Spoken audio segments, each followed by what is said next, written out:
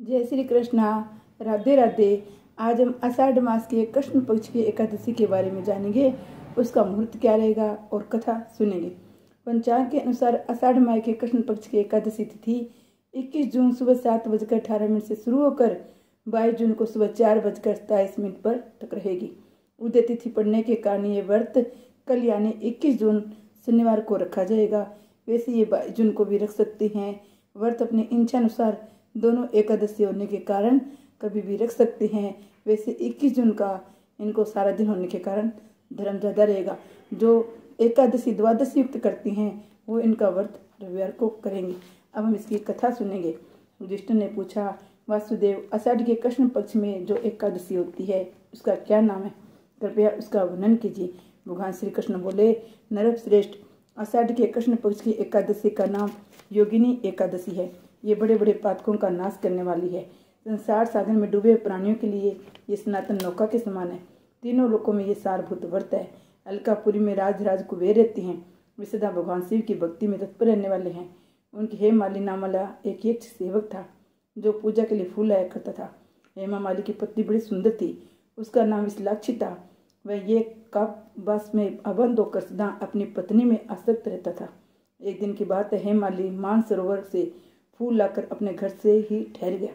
पत्नी के प्रेम का रसास्वादन करने लगा, अतः कुबेर के भवन में न जा सका। इधर कुबेर मंदिर में बैठकर शिव पूजन कर रहे थे। उन्होंने दोपहर तक फूल आने की प्रतीक्षा की। जब पूजन का समय व्यतीत हो गया तो यक्षराज ने कुपित होकर सेवकों से पूछा, यक्षो दुरात्मा हेमा माली क्यों नहीं आ रहा है? वह बात का तो पता लगाओ।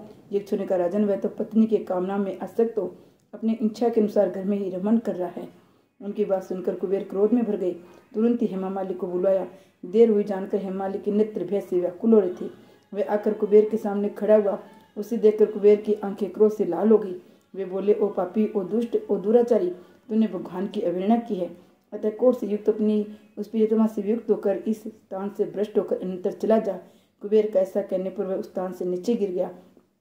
उसी समय उसके हृदय में महान दुख और कोढ़ हो गया। कोढ़ों से सारा शरीर पीड़ित था, परंतु शिव पूजा के प्रभाव से उसकी स्मरण शक्ति लुप्त नहीं होती थी।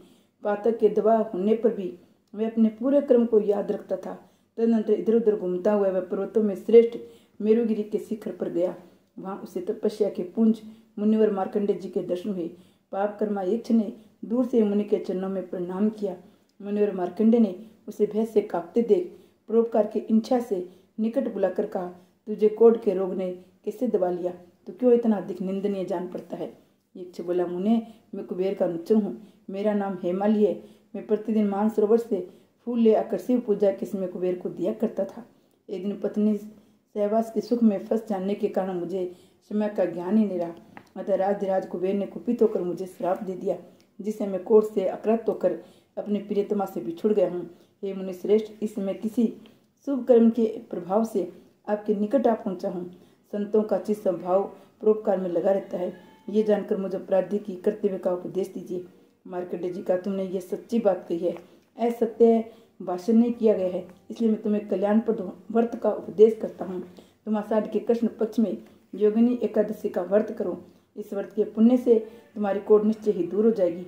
भगवान श्री कृष्ण कहते हैं, ऋषि के वचन सुनकर हेमाली दंड की भांति मुनि के चरणों में गिर पड़ गया। मुनि ने उसे उठाया, इससे उसका बड़ा हर्ष हुआ।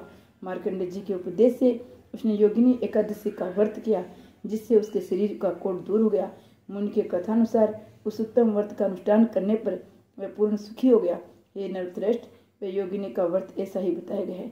जो 88,000 ब्राह्मणों को भोजन कराता है, उसके समान ही फल उस मनुष्य को भी मिलता है जो योगिनी एकादशी का व्रत करता है। योगिनी महान पापों को शांत करने वाली, महान पुण्य को देने वाली है। इसके पढ़ने और सुनने से मनुष्य सब पापों से मुक्त हो जाते हैं। जय श्री कृष्ण भगवान की जय। जय एकादशी माता की जय हो।